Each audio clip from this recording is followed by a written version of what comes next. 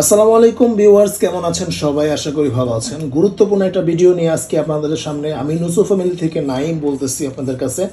তো আজকে কথা বলবো হচ্ছে যে আপনারা বিড়ালকে কিভাবে খাবার সিদ্ধ করে খাওয়াবেন। অনেকেই খুব দ্বিধাদ্বন্দ্বের মধ্যে থাকেন যে আসলে কিভাবে খাওয়াবো।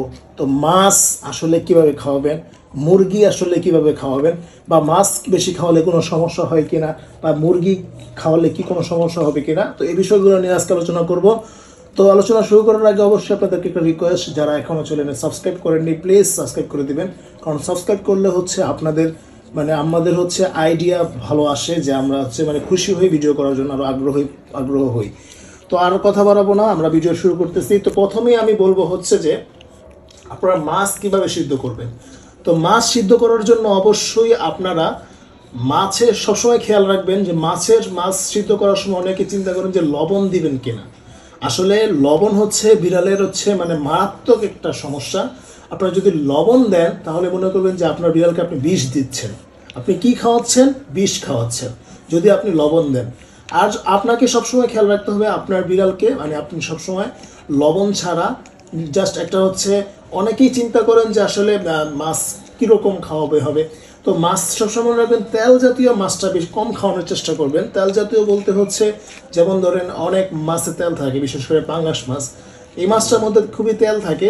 তো এটার যেই তেলের পিস ছাড়া, যে এটার মধ্যে তেলের পিস নাই, যেটা হচ্ছে যে আপনার মনে করেন ওই পিসটাকে খাওয়ানোর চেষ্টা করবেন বেশি, তাহলে দেখবেন যে ওটা আপনার সমস্যা হবে না আপনার বিড়ালের। আপনারা সবসময় খেয়াল রাখবেন এই যে পাঙ্গাস মাছের এই জিনিসটা, এটা কখনোই আপনার বিড়ালকে আপনি দিবেন না। এটা দিলে জাস্ট একটু সমস্যা হতে পারে। তারপরেও কিন্তু বিড়াল কিন্তু খায়, এমন না যে বিড়াল কিন্তু খায় না। একটা ব্যাপার হচ্ছে আপনারা মুরগি বেশি খাওয়াবেন না মাছ বেশি খাওয়াবেন। মুরগিটা আপনার সচরাচর বিড়াল বেশি পছন্দ করে, আবার মাছও বেশি পছন্দ করে। এখন আপনার উপর নির্ভর আপনি কোনটা খাওয়াবেন। যদিও মাছ যদি খাওয়ান, আপনারা কিন্তু চেষ্টা করবেন যে এক এক দিন এক এক মাছ খাওয়ানোর জন্য, অথবা একদিন মুরগি একদিন মাছ এভাবে খাওয়ানোর জন্য। তাহলে কিন্তু আপনার বিড়ালের স্বাস্থ্য খুবই ভালো থাকবে। আর সবচেয়ে বড় কথা হচ্ছে দেখেন, আজকে কিন্তু ও আগেরটা ওরটা ও খেয়ে ফেলছে, খেয়ে আসলে বসেছিল, আর ওটা দেওয়া হয় নাই, এই কারণে ওটা জিভ দিয়ে এত জোরে জোরে শ্বাস নিতেছিল। আর কি বলবো, তো এটাই ছিল আজকের মূল বিষয়। তো যারা যারা এখনো চ্যানেলে সাবস্ক্রাইব করেননি অবশ্যই সাবস্ক্রাইব করবেন। আর অবশ্যই কোনো কিছু জানার হলে আপনারা কমেন্ট করে জানতে চাইবেন, কোনো সমস্যা না, আমরা কিন্তু রিপ্লাই দিয়ে দিব। তো আজকে এই পর্যন্তই, আল্লাহ হাফেজ।